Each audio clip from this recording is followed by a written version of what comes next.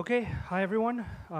Thanks very much, Gavin, for all your good work. We use a lot of your stuff, so thanks for making it available. What we're going to talk about today is oracles, and mainly with the focus on how can oracles allow you to get high-quality data from high-quality data providers, and how can oracles allow you to make outbound payments in currencies that are widely accepted and that your end users want to receive. So to understand why it's important for us to consider why smart contracts want high-quality data or why they want to make widely accepted payments, it's useful to think about what smart contracts in general are competing against. So the way the world of financial products looks today is basically that banks, financial institutions, insurance companies, remittances companies are able to handle complexity. They're able to take a multitude of contracts across many departments, manage them, and then use all kinds of critical services like payment networks, high-cost data providers, and settlement and clearing services. And because banks can handle this complexity, they can create financial products in securities or insurance that fintechs can't. So because only banks can handle this level of contractual complexity right now, they are the ones that fintechs are basically forced to deal with. Fintechs either service the banks, or fintechs work through the banks to offer some kind of service to their end users. Basically because the complexity of managing all these contracts, of managing high-quality data inputs, of managing high-quality payment outputs is something that most fintechs can't manage, as well as being compliant with regulations. So these financial products that banks issue, insurance companies issue, are what smart contracts will be competing against over the next 2 to 5 years. And that means that they need to be as good or better than those financial products in order to win. So the real question is, how do we get to a world like this, where a lot of complexity has been removed from the contracting process so that a fintech doesn't need a payments payable department. A fintech or a crypto startup or a DApp or a DAO doesn't need an entire compliance department, doesn't need an entire data management department for it to work properly. So the world that we seem to be going towards is that the contractual complexity of making a financial product is becoming much less.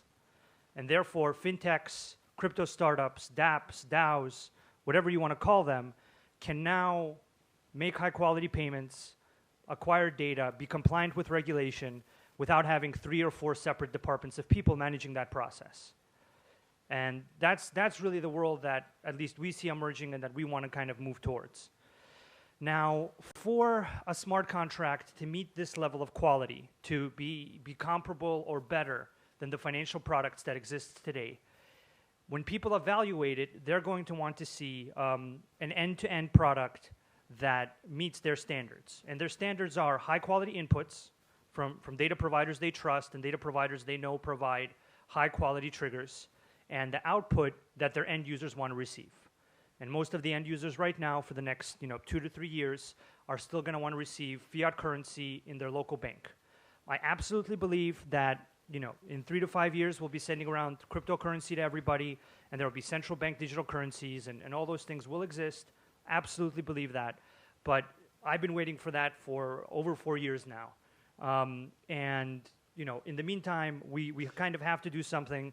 We have to build smart contract products that are competitive and better than existing financial products. And that means that they need to check the boxes that people that want those products need to have checked. So the 2 main hurdles for checking those boxes around high quality inputs and high quality outputs for the contract is basically twofold in our view. It's connectivity and privacy. So it's connecting the smart contract to the external high quality data as a trigger, and it's connecting it to the outgoing payments as an output that people want to receive, and its questions around privacy and how do I keep the smart contract at a level of privacy that's as good or better than the financial products that people want to use. So our solution for this is pretty simple. We have something called an oracle. In our case, it's called a smart oracle, and what we really focus on is not a centralized kind of oracle service where more and more contracts use a single service, and therefore that becomes a kind of attack vector and a honeypot, the more contracts that use it. we really focus on enabling data providers and payments providers to run their own Oracle. So what you should have as a developer is that just like you show up to a payments provider and a data provider and you have API documentation, you should show up and you should have Oracle documentation. That data provider and that payments provider should be able to give you a page where your contract can interact with their core services in a secure, provable way without you having to explain a ton of things to them. And that's pretty much what our company specializes in. It specializes in getting high-quality data providers, high-quality payments providers to run their own Oracle and provide direct access to you through that Oracle, so you don't have to figure all of that complexity out. Also, our Oracle software is at github.com/OracleKit, and it's open source. So if you have a setup that you need to give your Oracle as part of your setup, so you make a contract, and the inputs and outputs are something you want to give together with your contract to the banks or to your customer, you can do that. You can give them the contract and the Oracle and the entire setup, or you can designate a third party to be the Oracle using our software, which I'll get into in a minute or two. So if we quickly look at one of the implementations that we've put together for using a set of oracles run by relevant parties to the contract, we can look at something like what we've put together for Swift and its implementation.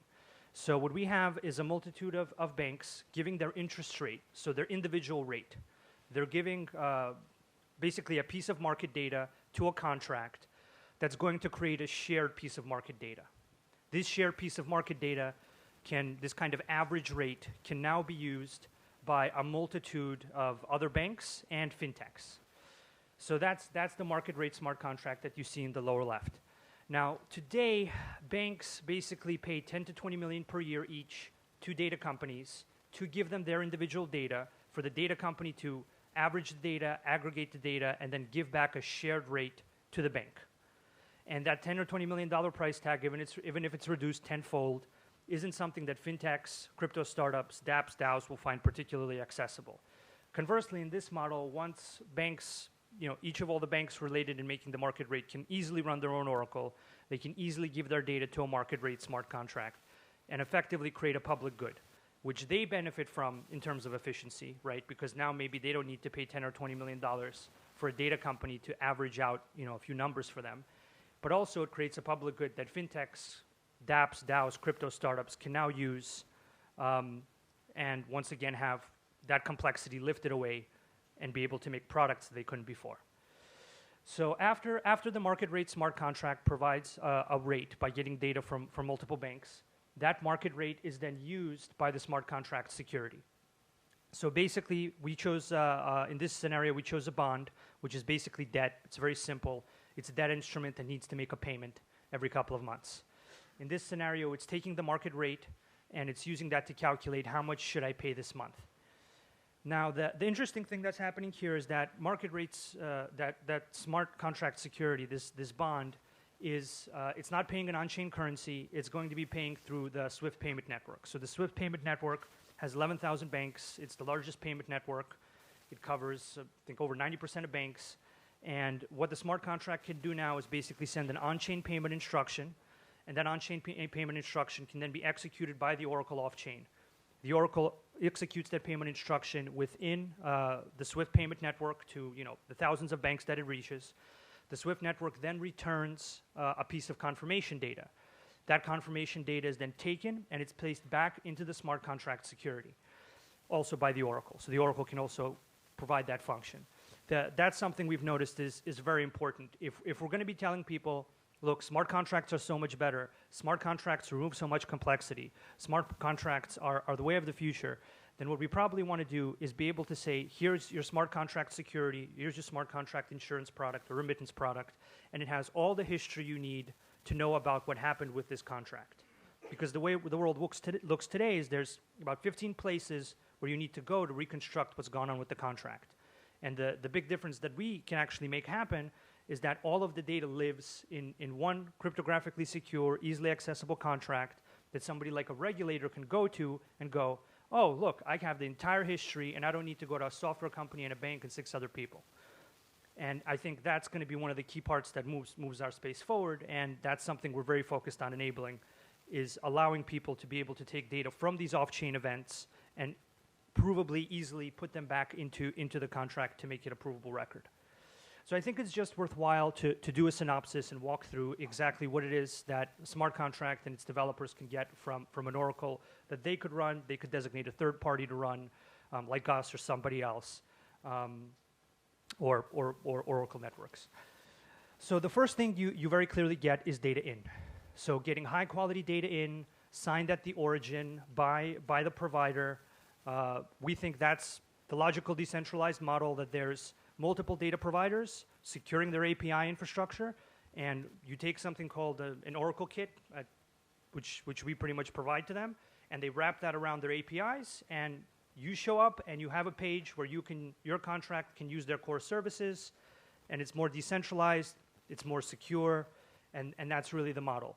The Smart Oracle does credential management. It can convert values into whatever you want your contract to receive. It can do off-chain computation of the data in case you want some of it to be private. And it can basically do whatever you want with the data off-chain and provide proof into the contract that it's done a certain amount of computation, that it's gotten data from a particular source. You can also you can run the Oracle, you can give it to another party to run the Oracle. You can have, if it's a 3-of-3 contract, you can have all 3 people running the Oracle and signing simultaneously on certain variables. We have all that built in, and we think we should basically be giving you the option to run an Oracle how you want to run an Oracle, whether you want to run it, another person in the contract wants to run it, you want the data provider to run it. And so we've open sourced this under MIT, and we don't really charge you guys practically nothing, and we mainly focus on getting data providers and payments providers to pay and be able to provide these services to you. The next thing that folks get from an Oracle is payments, so the ability to make widely accepted payments. So your contract sends a dollar payment to 5 different bank accounts for everybody in the contract. You have a contract that somebody wants to be paid in Indian rupees, they can be paid in Indian rupees. And likewise, on consumer or institutional payments networks, that's something we're also heavily moving towards. The other thing that an Oracle does provide now and will provide in the future is connectivity to other blockchains. So basically, if you want data from a Hyperledger chain because you want your contract to use that data, or you want to make a Bitcoin payment from an Ethereum contract, you can actually do that today. So on Ethereum contracts releasing Bitcoin payments, we have a multitude of that happening. A lot of stuff for derivatives. Basically, you can go to our website, and in about 10 minutes, you can generate an Oracle that will make a Bitcoin payment based on an Ethereum contract state change. And we have that working. We have that working for over a year, and we're very focused on an inter-blockchain kind of operational control between contracts on different chains. And so glad to talk about that. I mean, the next thing that you really get is some amount of off-chain computation, which creates privacy. So if you have some amount of data that you don't want to put in the contract because it can't be made private, you can have that computed off-chain in the Oracle. The light level of privacy and provability that provides now is basically just that the computation happened. What's going to be able to be provided sometime soon is the ability for there to be proof that the off-chain computation happened as it did. And that's going to happen through HSMs and Intel SGX. And we're working with the folks at IC3's Cornell and the Microsoft Bletchley folks to see how we can help move that forward and hopefully get stuff like that to you soon. So the way you can easily get started with all of this, if you need an Oracle, you can go to our site, SmartContract.com. And on SmartContract.com, in about 10 to 11 minutes, you can provide, if you show up with an API, we can turn that API into an Oracle on a web interface. The web interface on the site doesn't really charge you anything. It's just there to get you started. You'll only have to pay the fees for the contract to run. So on the web interface, if you have a contract that lasts a year, you can make an Oracle that also lasts a year, and you can prepay for it. So you can say, I want this Oracle to run for a year. I want it to give this type of data and this schedule in this format to my contract at this frequency during the course of that year. You prepay for it, and you have an Oracle that works for your contract to function as it needs to without you worrying about that. So it's a very easy way for you to get started quickly, mainly for getting data in and for signing off on Bitcoin payments. If you're more interested in the high quality data and the high quality payments and running your own Oracle and exploring oracles at a deeper level for your contracts, then we have something called the Oracle Kit. It's at github.com/Oracle Kit. Feel free to email us about it at support@smartcontract.com. We're glad to answer any questions. We've helped a few fintechs already set it up and get it working for their smart contract use cases. We're glad to work with you to see if it can move you forward in terms of getting high quality data in and having it release better payments from your contract. So, feel free to shoot us a note, and we're here to help. And if you have any questions, glad to answer them after this or by email. Thank you.